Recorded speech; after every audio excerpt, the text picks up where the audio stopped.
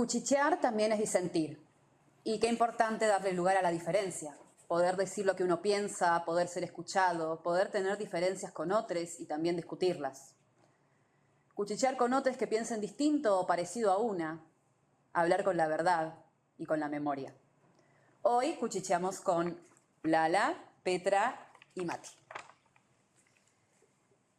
Que voy a hacerles unas breves presentaciones de sus personas para aquellos que no los conozcan.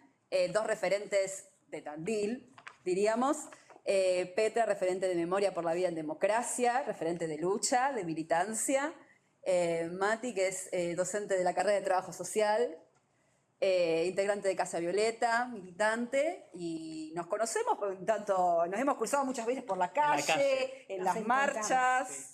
Sí, nos vemos constantemente. Nos ha tenido estos años muy ocupados. Nos convoca la realidad. Nos convoca la realidad. Sí. ¿Y cómo se sintieron convocadas esas primeras veces cómo se integran a esta actividad que es la militancia? Cuando se reconocen militantes. Guau, tengo que rebobinar bastante. Tenés que rebobinar bastante. Por ahí cuando uno entra a la universidad, estás en una actitud de búsqueda más que nada. Yo no tenía definido un espacio donde participar, ¿no es cierto? Me convocaban, por supuesto viví estando en el 6º piso de la Facultad de Medicina, la noche de los bastones largos, que en Exacta fue muy brutal, y ahí fue muy, muy fuerte, fue la primera experiencia de decir, estar organizados en un centro de estudiantes, que irrumpa la fuerza, la prepotencia del poder policial, ¿no? Y además uno siente ahí que como que no tenés voz, ¿no es cierto?, ante esa prepotencia. Fue un choque que uno saliendo recién de la adolescencia y eso te resulta muy fuerte, pensando que vas a estar en un ámbito donde podés explicar lo que pensás, disentir, discutir, bueno. Y esa prepotencia fue un primer baño de agua fría, ¿no?, con compañeros detenidos, fue fuerte. Y después de ahí, bueno, todo un periodo que la historia lo cuenta cronológicamente, el empezar a interesarse, con una participación, en mi caso, no muy activa en ese momento, sino más bien una búsqueda. Es más, siempre comento que recorrí como distintos espacios, la FEDE en ese momento, los compañeros de maoístas. Sí, los compañeros maoístas. Y porque era muy interesante en ese periodo. Había una mirada que por ahí en este momento uno la revisado, pero había grupos fuertes, por ahí como muy, muy sectarios, muy ortodoxos, que no convocaban a la militancia joven, ¿no? En ese momento, por ejemplo, yo no adhería a todo el movimiento incipiente de la JP, ¿no es cierto?, porque tenía mis diferencias con el peronismo, así que era más que nada una búsqueda, que fue valiosa porque me dio herramientas para poder interpretar lo que se fue viniendo después. Sí, fuiste, digamos, experimentando en distintos espacios, viendo qué aspectos te convocaban. Sí, una búsqueda más que nada. Una búsqueda. Sí. ¿Mati? Yo empecé en un momento histórico bastante posterior. En realidad, yo vengo de una familia sin mucha tradición política y un poco como Petra igual, la universidad fue la que me abrió la cabeza en términos más amplios y en términos más concretos me permitió conocer gente que militaba, me permitió conocer la militancia estudiantil como una experiencia de organización, de lucha, de reclamo.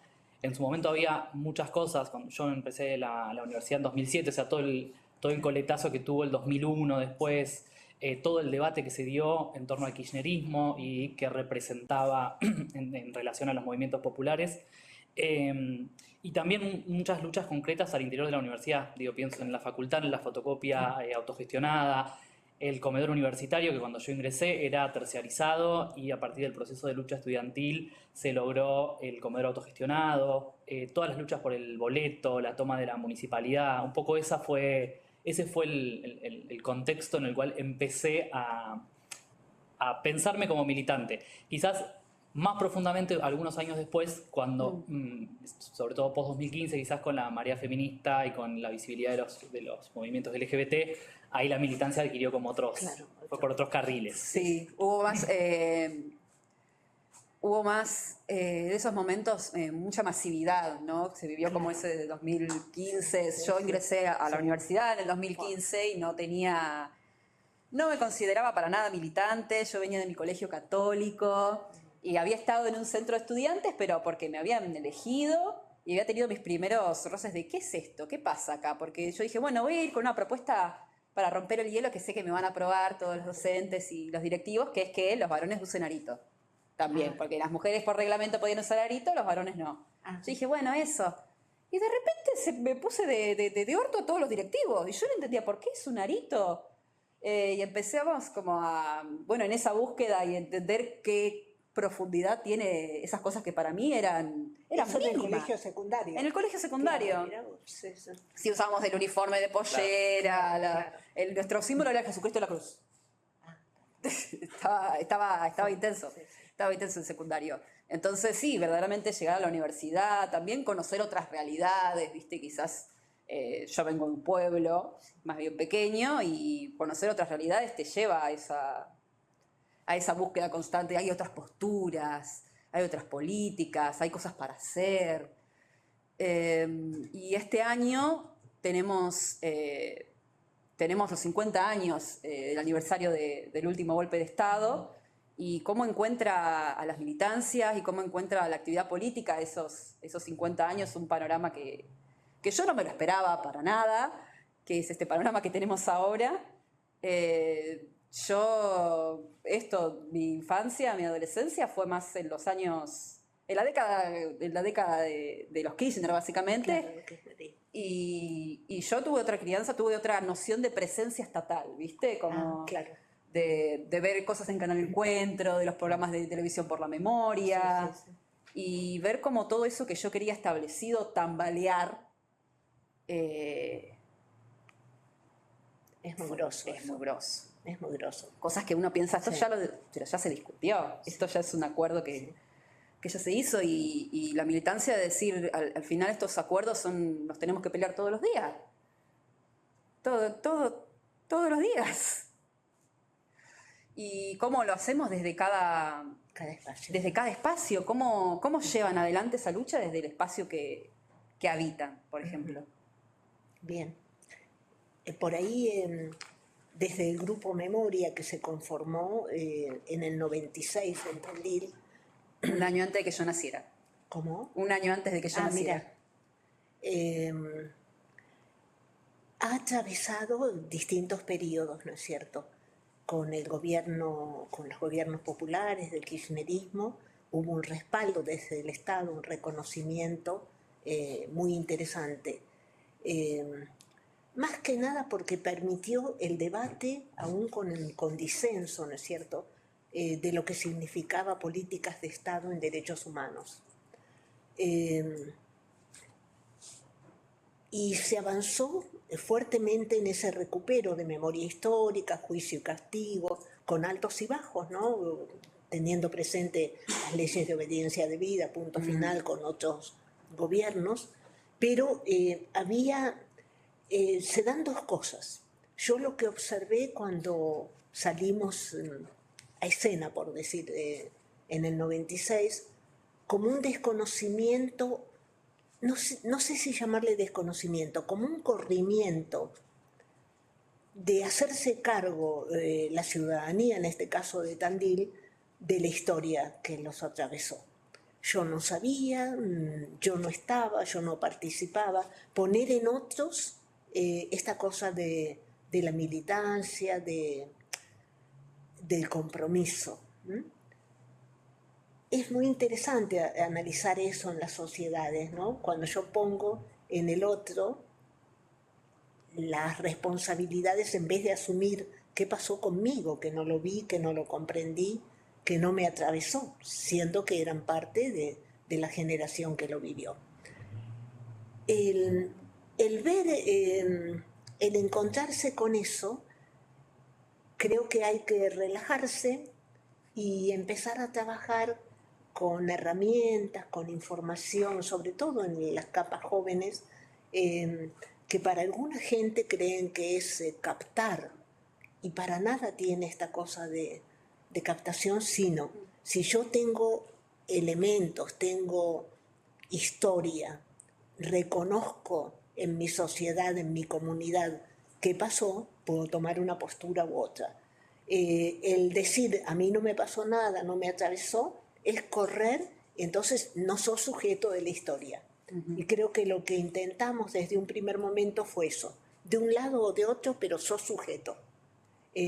Y fue muy interesante, desde el comienzo nos acompañó la Comisión Provincial por la Memoria, con el trabajo de Jóvenes y Memoria, y empezar a debatir con las camadas jóvenes, que con el joven realmente vos podés disentir, podés enojarte, podés acordar, pero ante todo una actitud de escucha, de respeto hacia el joven, pero tenés esta mirada no atravesada por este silenciamiento social que hubo en la dictadura, ¿no? Sí. Porque ellos preguntaban en sus casas si no había pasado nada. Empezaban a hurgar y sí, había pasado. En un vecino, en un familiar lejano, bueno. Entonces, el ir como, yo diría ir como recuperando capas de conciencia en la sociedad, fue el primer desafío del Grupo de Derechos Humanos acá. Y que lo seguimos haciendo, pero ya desde otro lugar, ¿no? Y en este trabajo con las juventudes, que los dos tienen acceso y tienen esos espacios, ¿cómo ven a las juventudes que se están viniendo estas camadas nuevas? ¿Tienen un diagnóstico? No sé si se puede hacer estamos haciendo diagnóstico. Estos procesos recientes, esta idea de la memoria completa, del retroceso en términos de políticas estatales de memoria, es relativamente reciente. No podemos, claro, evaluar todavía el impacto, sí. Supongo que lo veremos en un tiempo. Yo creo, he variado mi percepción sobre el tema. En primer momento, cuando uno ve ciertas expresiones, ve circular ciertos discursos, lo primero que te agarra es pánico, porque una de las cosas que parece es que los consensos sociales básicos y elementales, llamarle dictadura a la dictadura, por ejemplo, claro. Parecen estar en retroceso. Al igual que pasa, yo me vinculo con estos temas desde el lado de las políticas de género, del activismo feminista y LGBT, al igual que pasa con esos temas, ¿no? Yo creo que cuando uno empieza a hurgar más, recién antes de empezar, Petra comentaba la experiencia de este año con niños y adolescentes. Creo que es más diverso, digamos, que no hay una postura homogénea dentro de la juventud, que no es que todos son reaccionarios, libertarios, ni defensores de la dictadura, ni mucho menos.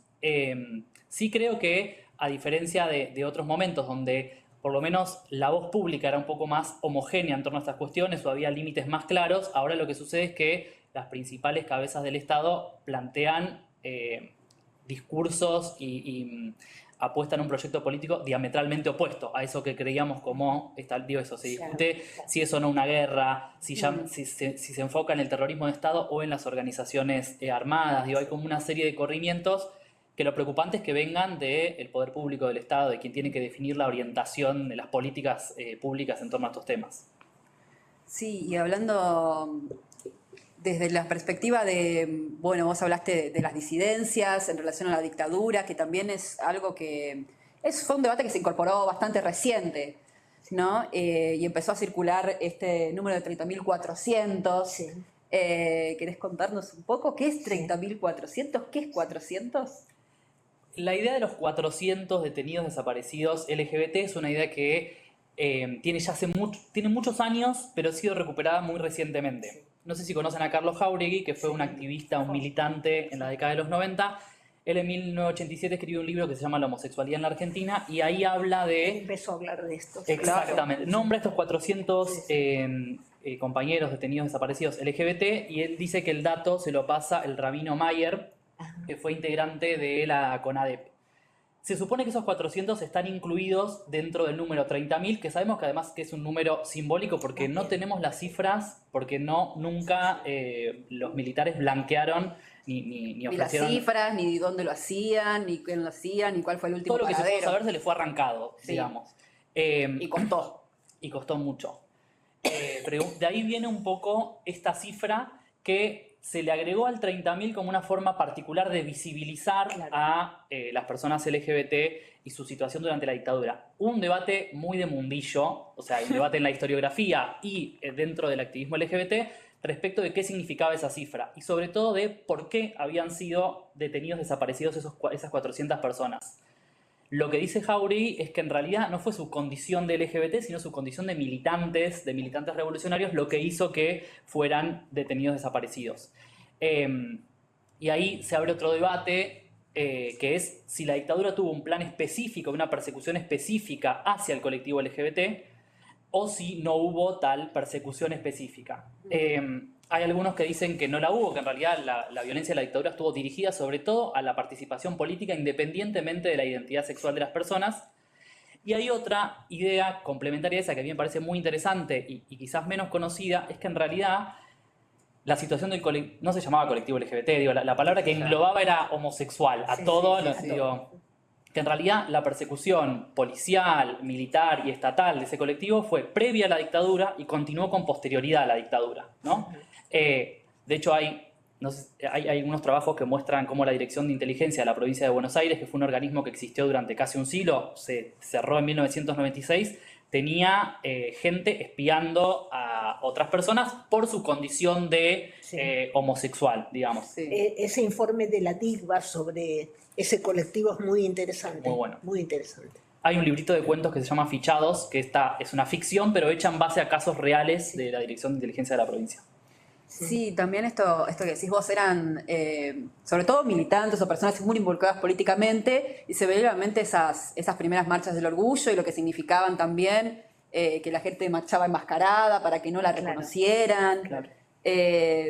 Y bueno, todas estas cuestiones que de repente bajaban línea y eran como un tabú, ¿viste? Hablar de militancia, hablar de organización, empezó a verse como algo, como una palabra mala que creo que incluso a día de hoy estamos tratando, ¿no?, de revertir la situación, pero la palabra militancia, ¿cómo está ahora esa palabra en la sociedad? ¿A qué remite en la sociedad la palabra militancia, o actividad política? Porque está esto de, bueno, la universidad se viene a estudiar y ya está. Bien. Y cerramos. Yo agregaría algo a esto, Matías. La mirada y la formación que tienen todo el cuerpo de las fuerzas militares, policiales, respecto a este tema. Es todo un tema. Entonces hubo un ensañamiento muy particular y en algunos casos puede haber habido realmente, haber sido selectivo el secuestro, desaparición de los compañeros. Aún ahora, eso no se ha modificado. Yo me acuerdo, Pérez Esquivel, ya post dictadura, una de las cosas que él propuso, y lo pude oír en Tandil, yo ya había regresado del exilio, que él proponía el cambio de planes de estudio en las fuerzas, ¿no es cierto? Tanto en policía como en ejército. No se pudo avanzar nada, introdujeron alguna materia por ahí, pero hay una matriz realmente muy fóbica respecto a las disidencias, muy fuerte. Durante la segunda, bueno, quizás la primera también, pero durante la segunda parte del siglo XX, quizás un poco menos después de la apertura democrática, hubo toda una serie de dispositivos policiales que estaba de la policía de la moralidad, que estaba orientada no solo a, o no, quizás no específica, nosotros ahora pensamos en términos de identidad, decimos lesbianas, gays, pero en su momento había una variedad de prácticas que la policía y sobre todo las divisiones de moralidad estaban entrenadas para perseguir. Por ejemplo, cerraban telos. Digo, en la Ciudad Autónoma de Buenos Aires, la misma policía que cerraba los telos era la que se llevaba a las trabajadoras sexuales o a las travestis por andar insinuándose en la vía pública o por vestir ropas del sexo contrario, todas cosas que estaban codificadas en los códigos contravencionales, estos códigos que le permitían a la policía ser juez y verdugo al mismo tiempo. Digo, ahí hubo, como dice Petra, el Estado estaba un poco pensado, y sobre todo las fuerzas policiales, para perseguir eso que se veía como caía bajo la categoría de los amorales. Digo, ahí estaba desde las trabajadoras sexuales, las travestis o los gays, hasta las parejas heterosexuales que tenían sexo por fuera del marco Y matrimonial. que solamente iba a haber sin ahí fines un telo y reproductivos. de repente le cerraban el telo. Y también yo vi bastantes entrevistas que hicieron de Archivo de la Memoria Trans, que les preguntaban, ¿y a vos cuántas veces te detuvo la policía? Y te miraban y te decían, y ya perdí la cuenta de las veces que entraba y salía, que entraba y salía. Y se vuelve un lema, ¿no? ¿Cómo se resignifica eso? Al calabozo no volvemos nunca más. Claro. Cómo esos dolores los podemos resignificar, volverlos demandas políticas, visibilizarlos, porque también es cierto que, hablando con personas trans, decir también, para mí el retorno a la democracia fue después, no fue en el 80, no fue en el Muchas travestis 83. dicen, nuestra democracia llegó en 2012 con la ley de Claro. identidad de género. Claro. Otra validación, ¿no? Sí. Una validación de la identidad y de tantos sujetos políticos. Vuelvo a conectar esto con lo que decías vos. ¿Y por qué se elige entonces esas tres palabras, ¿no? Memoria, verdad y justicia. ¿Qué representan esos tres ejes también en nuestras vidas, ¿no? ¿Cómo fue que yo me fui enterando fui aprendiendo, ¿no? Sí. Primero lo aprendimos, me acuerdo del manual que decía Proceso de Reorganización Nacional. Y después hubo otro descontractamiento a decir, esto fue una dictadura, esto fue un golpe de Estado, una usurpación del poder, que movilizó unos intereses y que también parte de la memoria es eso, afrontar las cosas con la historia, con los hechos, y decir, vos te vas a posicionar, bueno, pero los hechos son estos. A esta gente se la llevaron, a esta gente la desaparecieron, la arrojaban al mar. Y cómo ir reconstruyendo eso en tiempos donde estamos en tiempos de posverdad, ¿viste? Donde cualquiera dice, para mí esto y esta es la verdad.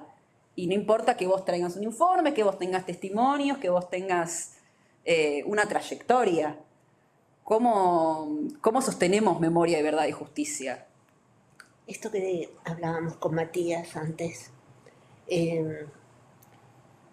hubo un desánimo el anteaño, el año pasado, al encontrarnos con jóvenes que tiene que ver con todo el tema de la virtualidad, de la desconexión entre les humanos. Pero este año,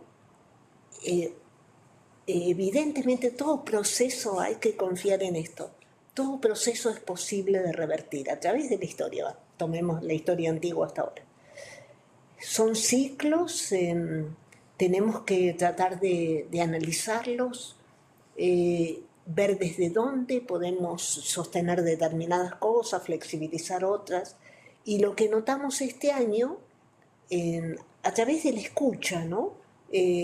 Al trabajar con niñeces y juventudes, que hay como una actitud de escucha de parte de los chicos.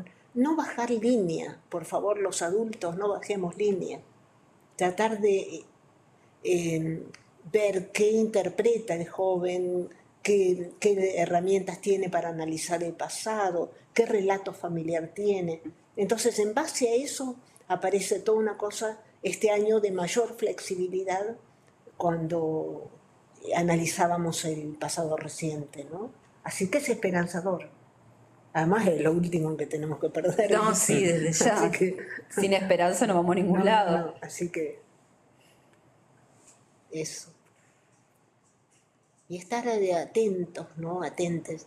Es tan fuerte esta impronta del no compromiso, del individualismo, del aislamiento, porque en este momento son como pequeñas islas, montón de personas. Sí, mucho individualismo, Claro. Sobre todo en un contexto en que va destruyendo todo lo que es colectivo y comunitario. Más bien.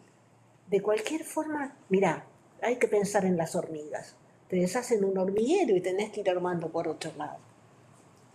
El ser humano tiene esa capacidad, la tuvo en los momentos más difíciles de la historia de la humanidad, y creo que bueno, cuando uno llegue el momento de partir, decir, bueno, pero estuve en esa movida, ¿no? hice mi granito de arena para lo colectivo. ¿Qué es lo que sostiene las sociedades? Si nos llegan a destruir eso, ahí sí nos ganaron totalmente, ¿no? Y van en pos de eso, ¿eh? Tenemos que ser muy claros que ellos saben bien que nos perforan, nos ganan cuando nos aíslan. ¿Qué es lo que intentaron con el terrorismo de Estado? Claro. Sí, hay algo que quiero retomar de lo que decís vos de esto de dejar un granito de arena. Yo creo que una labor que uno empieza a involucrarse en política o militante es entender esto como un legado que es transmitido y que nos supera a nosotros y que se construye a futuro y por los que vendrán. Creo que eso es de las cosas que a mí más me conmueven profundamente, ¿viste? Gente que no me conoce pero que lucha constantemente o luchó constantemente, arriesgando su vida incluso, porque recuerdo ver documentales que habían organizado sobre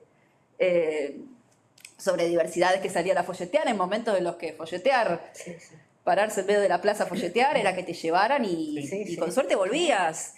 Y entonces digo, qué conmovedor esto de continuar un legado, ¿no? De continuar construyendo ese legado y pensar en los que vendrán y cómo se continuará esa lucha. Las madres de Plaza de Mayo hablan o las abuelas de Plaza de Mayo también hablan de que la lucha la continuarán los nietos, por ejemplo. Sí, además la memoria siempre es algo a contrapelo de lo que puede parecer, que no tiene que ver con el pasado, sino con el presente y con el futuro. Digamos, la historia analiza el pasado en tanto el pasado ya fue, pero la memoria se preocupa por las incidencias de ese pasado hoy, ahora. Claro. Y hay una gran diferencia ahí, me parece. Y eso me parece que es, por más que el panorama ahora sea muy oscuro, me parece que es auspicioso porque también si uno revisa la historia de cómo se ha reconstruido la memoria de los años más terribles de la dictadura, también ve cómo esa memoria se ha ido ensanchando, ha incorporado nuevos sujetos. Digo, pienso como esta dimensión muy terrible que se reconoció más tardíamente de los crímenes vinculados a la violencia sexual, por ejemplo. Me acuerdo de Miriam Lewin, es una de las primeras que empieza a hablar de eso. De estas cuestiones. Esto mismo que hablábamos recién, cómo de repente la memoria de las personas LGBT empieza también a formar parte de la reconstrucción que hacemos de ese pasado. Entonces, en ese sentido, siempre creo que la memoria la recuperación de la memoria tiene un potencial productivo hacia futuro, digo, presente y futuro. No sabemos cómo van a ser no sabemos cómo hacer el tipo de memoria que recordarán los que nos sucedan, digamos. También en este sentido que ustedes dicen, ¿no? De transmisión intergeneracional, de lazo entre generaciones. Hay todo un periodo, tengamos en cuenta, cuando hablaste esto de recupero de memoria, fíjate que en la masacre de Napalpí, hace un año, 2, que se llevó a juicio. Simultáneamente están desalojando a pueblos originarios en pos del negocio especulativo con las tierras, ¿no? Y ahí es donde realmente esta derecha perversa nos gana. Cuando vos no podés mirar y ubicarte sobre tu pasado como país, como comunidad, y vivís solo el presente, porque eso es lo que logran, que vivas el hoy, solamente el hoy, y tu disfrute el hoy o tu malestar, claro, tu padecimiento el hoy. Cuando no incorporás todo ese legado anterior, ahí es muy riesgoso. Pasó en muchísimos pueblos en el mundo, ¿no? A veces nos ganaron, otras veces no. Pero en este momento a mí me preocupa mucho que no se salga masivamente a hablar del desalojo de los pueblos originarios.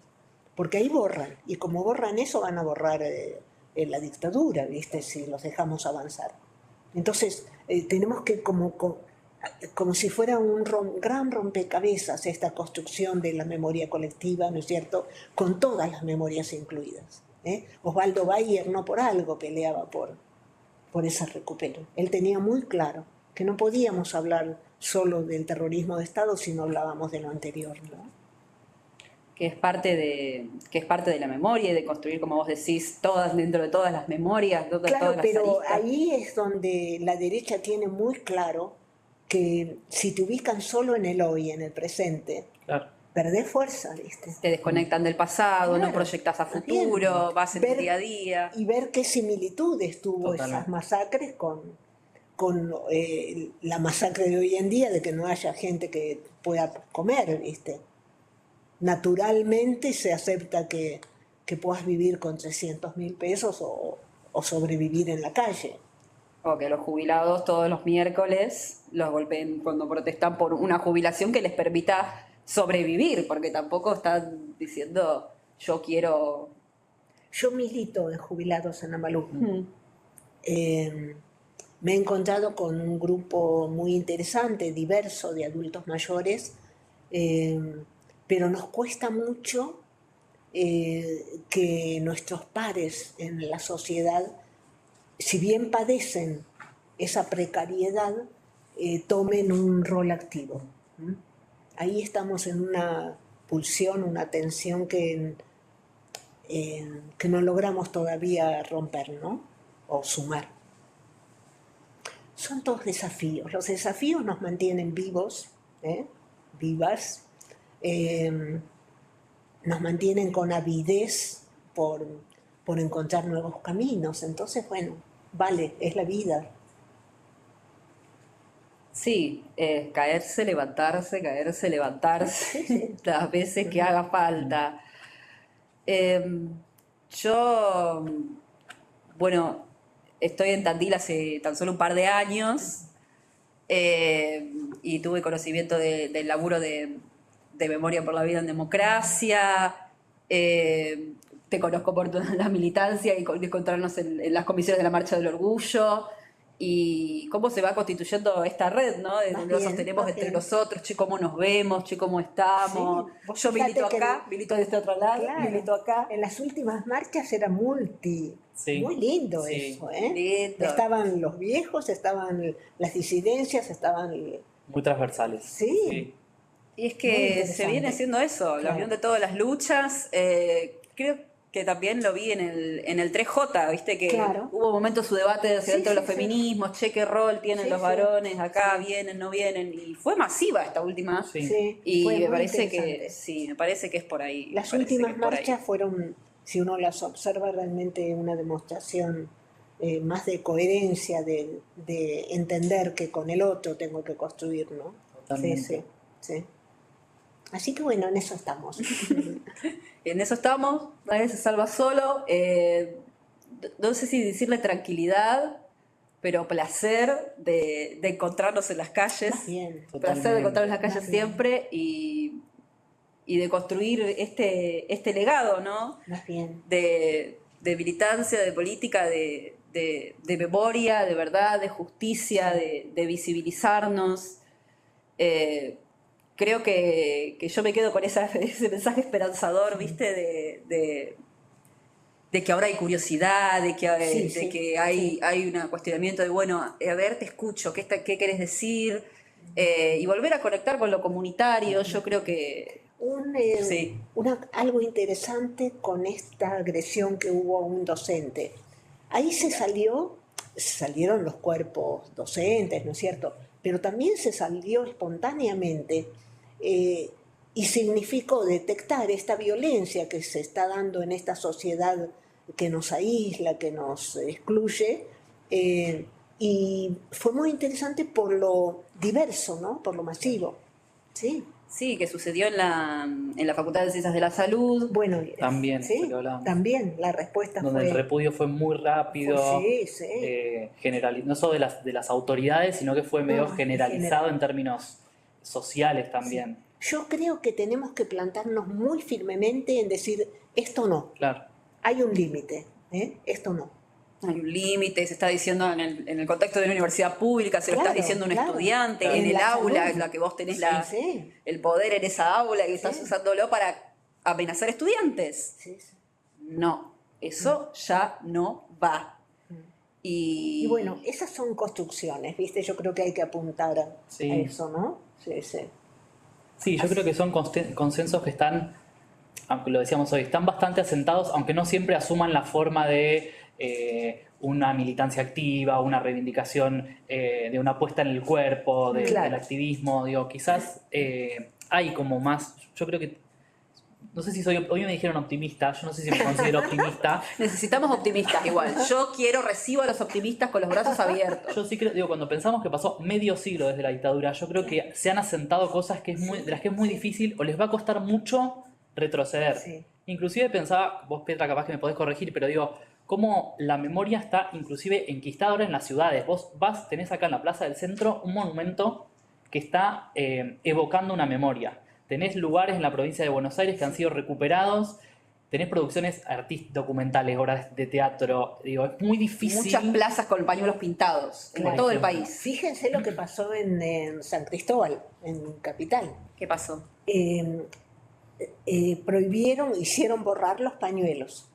¿Cómo se llama el artista este que fue y lo pintó, se puso a pintar? No me acuerdo el nombre, pero sí, es conocido. Bueno, estuvo demorado, bueno, pero una actitud muy firme. Y después mostraban a los pocos días la murga, la banda, la expresión, ¿no es cierto?, artística, mientras se repintaban los pañuelos. Claro. Entonces no ceder. Acá, cuando pintamos los pañuelos, si uno lee los comentarios en No, el los diario, comentarios yo no hay que leerlos. No, ya sé, pero por ahí, si lees algunos, decís, bueno, esto es fuerte, es desagradable. También reconocer que esta sociedad está dividida, ¿no? Bueno, entonces seguir con un mensaje claro, ¿no? Claro.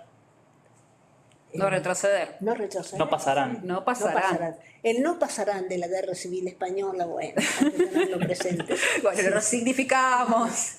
Ni un paso atrás, algún eslogan, enganchamos al toque. Sí, sí. Eh, Además que hay una historia muy rica de resistencias. Totalmente. Bueno. sobre todo en Argentina, ¿no? La Sí. lucha de las madres de Plaza de Mayo, o estos militantes que repartían afiches, incluso en los contextos más adversos, te dice que por lo menos venimos de un legado de gente que se planta, que Claro. resiste y que ante las cuestiones más adversas, porque se las veían bastante malas en Sí. ese momento. Entonces, Y ahí está bueno pensar que la memoria no es solo memoria del horror y recordar para que no vuelva a suceder, Claro. sino también memoria de esto, en qué genealogías militantes, en cómo nos filiamos, cómo construimos filiaciones con los militantes y las militantes que nos precedieron de distintas procedencias, digamos. Sí, Porque sí. como venimos diciendo, hay una tradición de lucha sindical, política, territorial, LGBT, feminista en Argentina que es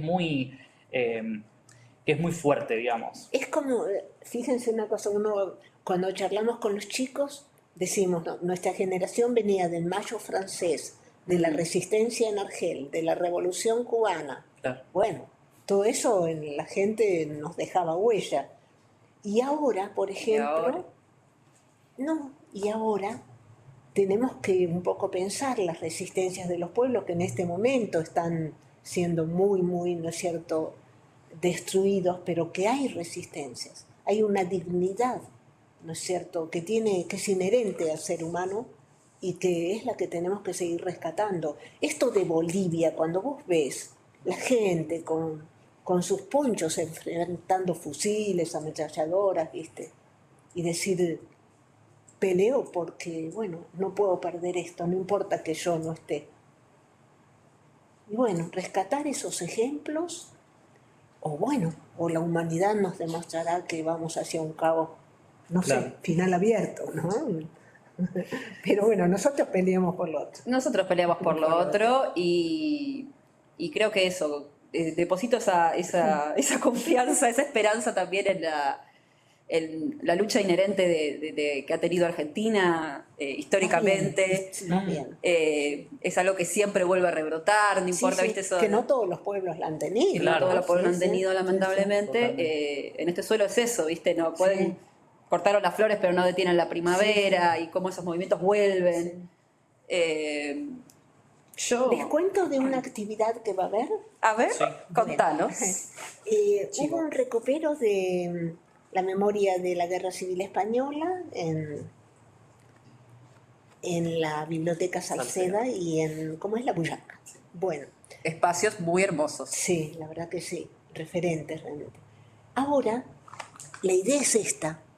El que recuperó y organizó la memoria de la Guerra Civil Española en España, que estuvo en un documental muy interesante.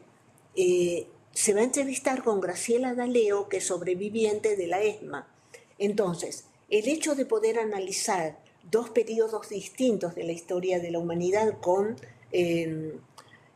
situaciones de vida tan dramáticas, vividas en contextos de encierro, comparar eso y nos da herramientas también como para interpretar el presente. Eso va a ser ahora en julio, así que están todos invitados. Estamos intentando como vincular estas memorias con otras experiencias en otros países. Está buenísimo. Sí. Muchas gracias a ambos por venir. Bueno.